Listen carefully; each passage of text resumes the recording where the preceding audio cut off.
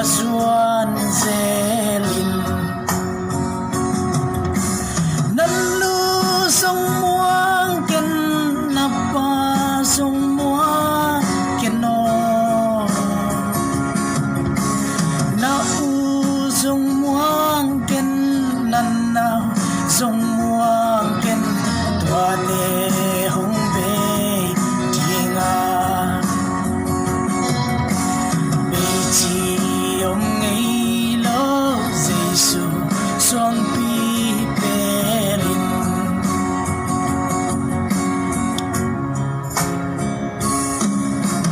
hilei nanun sung namuan pen mi song lei pan ki bon hia senel tung yin ki lambang hong pu dinga tuani hong tun chiang akua na per diang mi hai in lam pa bang naki siki hang tui hua in hong pa di nanu song muang ken napa song muang ken no na u song muang ken nan nao song muang ken tua te hong be dinga be chi om ni lo Giêsu xoan pi pelin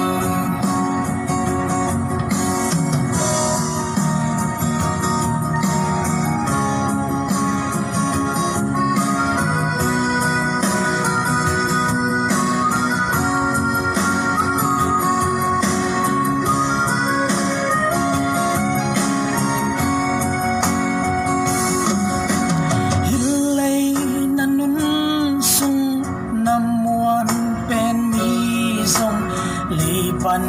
ki bol hia senel tungin ki lambang hong pu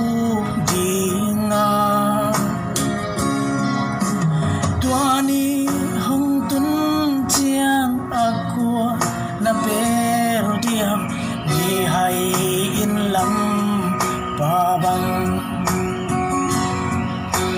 naki siki khang tui hua in hong pa hi nanu song muang ken napa song muang ken no na u song muang ken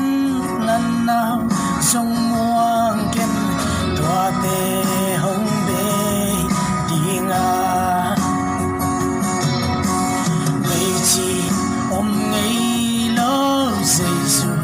xoan pi pelin